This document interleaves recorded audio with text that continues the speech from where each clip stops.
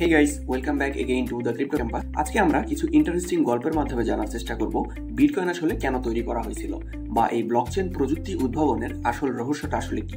So চলুন শুরু করা যাক।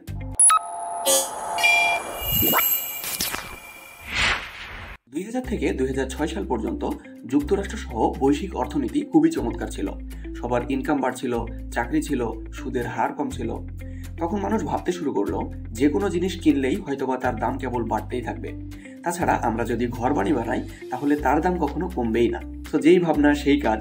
তারা ব্যাংক থেকে লোন নেওয়া শুরু করলো, ঘর বাড়ি বানানো শুরু করলো, কেউ কেউ ব্যাংক থেকে ঋণ নিয়ে ঘর বাড়ি ক্রয় করা শুরু করলো, এই আশায় যে পরবর্তীতে তারা সেই ঘর বাড়িগুলো অধিক লাভে বিক্রি করতে পারবে। এদিকে ব্যাংকগুলো উচ্চ মুনাফার লোভে সবাইকে ঋণ দেওয়া শুরু করলো, কিন্তু ঘটনা ঘটলো তার উল্টো। 2008 সালের দিকে পরিস্থিতি এমন হলো যে ঘর আছে কিন্তু তা কেনার লোকজন নেই। সাধারণ মানুষ তাদের ঋণ শোধ করতে পারলো না। তখন ব্যাংক তাদের ঘর বাড়িগুলো বাজেয়াপ্ত করে বিক্রি করে দিতে থাকে। ফলে বাজারে হাজার হাজার বাজেয়াপ্ত বাড়ি ঢুকে পড়ে এবং দাম আরো পড়ে যায়। এক পর্যায়ে অসংখ্য মানুষ চাকরি হারালো, ব্যাংকগুলো দেউলিয়া হয়ে পড়লো। তৈরি হলো বিশাল এক অর্থনৈতিক সংকট, যার ফলে ব্যাংক, সরকার ও প্রচলিত অর্থ ব্যবস্থার উপরে মানুষের বিশ্বাস একদম ভেঙে গিয়েছিল। এরই ফলশ্রুতিতে উদয় হলো সাতোশি নাকামোতো নামের এক অজ্ঞাতনামা ব্যক্তি বা দলের, যারা চিন্তা করলো প্রচলিত ব্যাংক ব্যবস্থার বাইরে গিয়ে এমন একটি অর্থ ব্যবস্থা তৈরি করার যেখানে মানুষ ব্যাংক বা সরকারের দ্বারস্থ না হয়েই স্বাধীনভাবে একে অপরের সাথে লেনদেন করতে পারবে। তৈরি হলো বিশ্বের প্রথম ব্লকচেন বিটকয়েন। 2008 সালের 31 অক্টোবর প্রকাশ করা হলো সেই বিখ্যাত white paper Bitcoin, a peer to peer electronic cash system. 2009 সালের 3 জানুয়ারি মাইন করা হয় বিটকয়েনের প্রথম ব্লক, যাকে বলা হয় জেনেসিস ব্লক।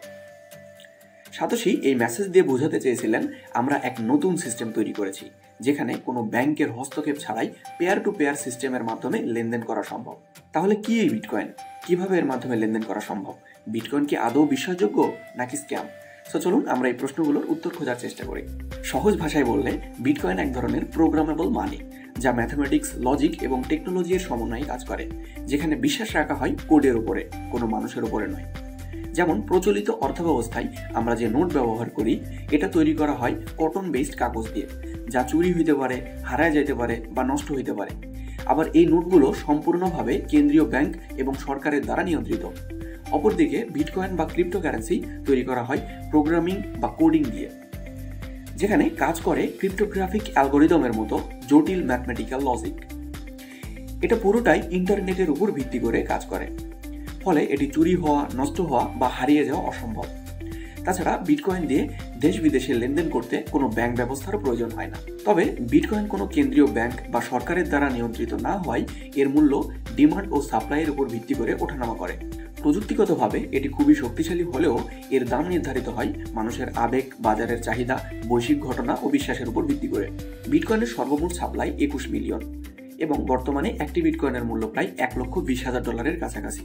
ধারণা করা হচ্ছে 2028 সালের মধ্যে একটি বিটকয়েনের মূল্য প্রায় $3 লক্ষ এবং 2032 সালের মধ্যে একটি বিটকয়েনের মূল্য প্রায় $5 লক্ষ পৌঁছাবে।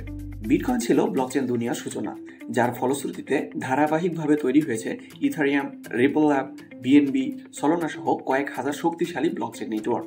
আমরা পরবর্তী ভিডিওগুলোতে সেগুলো নিয়ে বিস্তারিত আলোচনা করব ইনশাল্লাহ। ভিডিওটি ভালো লাগলে অবশ্যই সাবস্ক্রাইব করবেন এবং অবশ্যই যুক্ত হবেন আমাদের টেলিগ্রাম কমিউনিটিতে। ধন্যবাদ সবাইকে।